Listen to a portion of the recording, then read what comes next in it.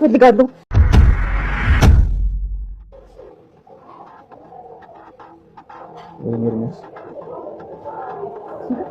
ምን እየሰራ ነው? ምን እየሰራ ነው? ምን ምግብ አዘን እንብላ አይሻልም? ውይ በጣም ይቅርታ። የሆነ ስልክ ቅድም ደውልልኝ ብለን እስካሁን ደውልላቸው። አንዴ መታጠቢያ ደርሼ ልምጣ። እሺ ደውልላቸው። በቃ መጣሁ። እሺ አንዴ። እሺ ጭራሽ እራት በላበት ተረሳ ትክክል ትመጣብኛለች። ወይኔ ኤርሚያስ አሁን ደግሞ ከኖሚ ጋር ምን ካወቀች እንግዲህ ያው ሰምና ወርቀው ነው ተቃቅፈው ለጥ ብለው ሸስ ግብኛ። ወይኔ አምራን አንተ ውሻ አንተ ለከስከስ አልገባኝ። ቆይ ሰው አለች ማለት ነው። ተረጋግና ዳምጪ ማሪን ያልካት አንቺ ደግሞ ዝም ትላለሽ። ታዲያ ያቴደ እኔ ላይ ሌላ ይደረግ እኔ የኔና አንተ ነገር እዚህ ጋር ማን ይመስልሻል? እሷን የጠራት እዚህ ቻርጅ ላይ ቅምጥሽ ስልኩን ሰክቶ ውዴ የሚል ስልክ ተደወለለት። ከዛ በኋላ እቺ ደግሞ ሌላኛዋ ቅምጥ ናት ብዬ ተጠራጥሬ ጠራኋት። መጣች ያዘች። ታዲያ አሪፍ አላረኩም ነው አንቺ ውሻ። በቃ መቼም አልታረሚም አይደል?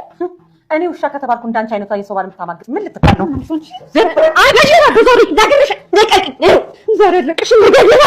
እገልሻለሁ። ነፍስሽን ነው የማጠፋው።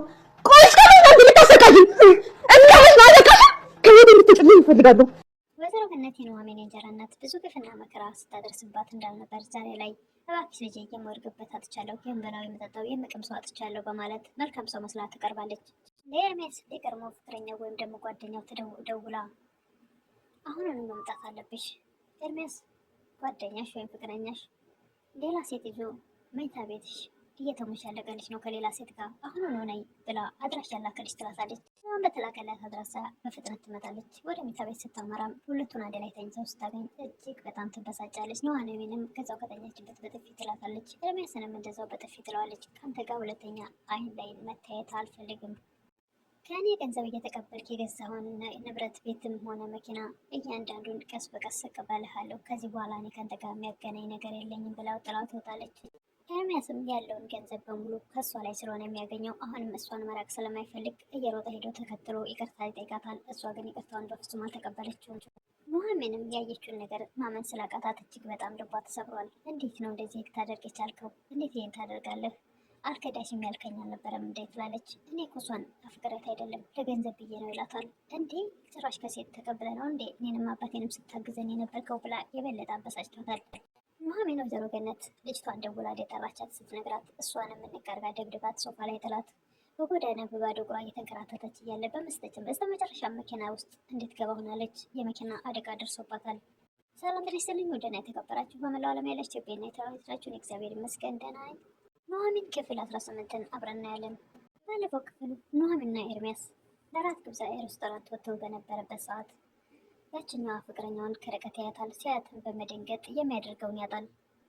ግራ ስለተጋባ ኑሐሚን ምንድነው ምን ሆነሃል ትለዋለች። ሜኑ እያለ የሚናገረውን ግራ ገብቶት የምግብ ማዘዣ ሜኑን ይዞ እሱ ወደፊቱንም ለመሸፈን ጎንበስም ቀናም ለማለት በጣም ግራ ተጋብቶ ታየዋለች። የሚያደርገው ምንም ግራ ስለገባው አንድ ጊዜ ስልክ አናግሬ ልምጣ መጣሁ እሺ ብሏት ለእሱ ምግብ ማዘዣውን ለእሷ ሰጥቷት ጥሏት ይወጣል። ኤርሚያስም ስልክ አናግሬ ልምጣ በማለት በዛው ወጥቶ ይጠፋል። ኑሐሚን አሁን መጣ እያለች በር እያየች ቆማ ቁጭ ብላ እየጠበቀችው ነበረ። ኑሐሚን ወደ ውጭ ልትወጣ ስትል በመጠበቅ ላይ የነበረች በቃ መጠበቅ ሲሰለቻት ልትወጣ ስትል ናሆም ይጠብቃታል። ተከትሏት ይሄዳል። ምንድን ነው ወይሆንሽው?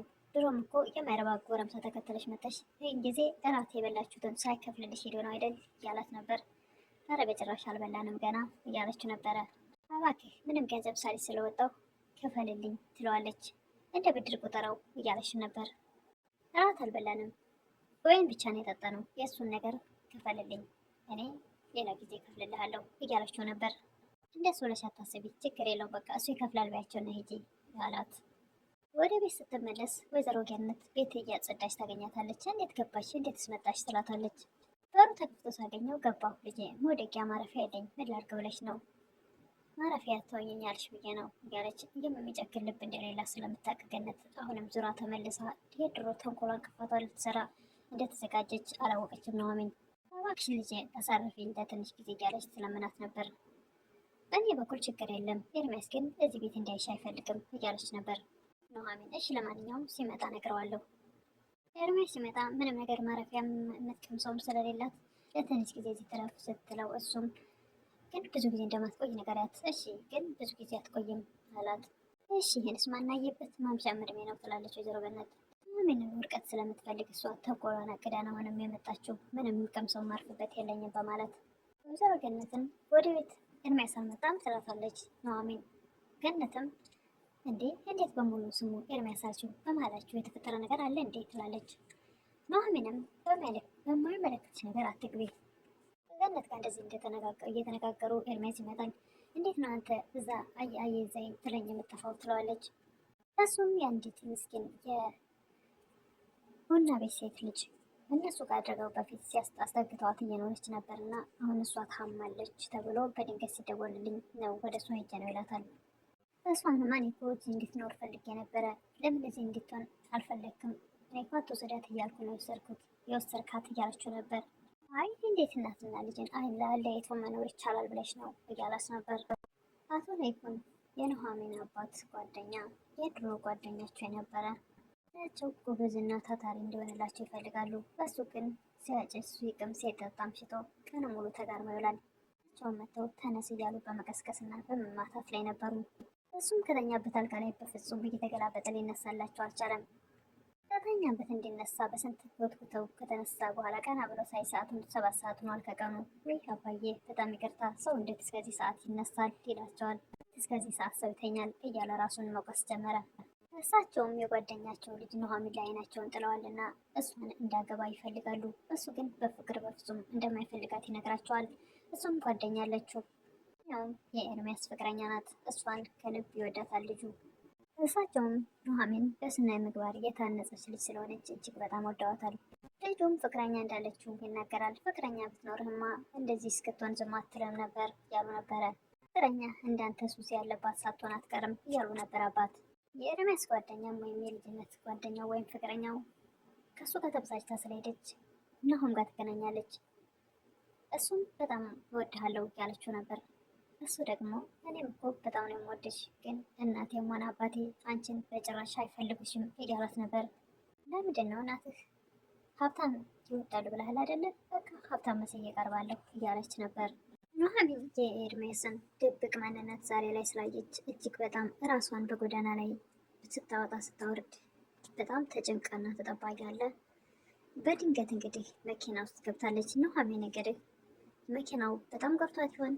ምን ላይ እናገኛት ይሆን? እሱም በቀጣይ የምናየው ይሆናል። ለምታበረታቱ እህቶቼ ምስጋና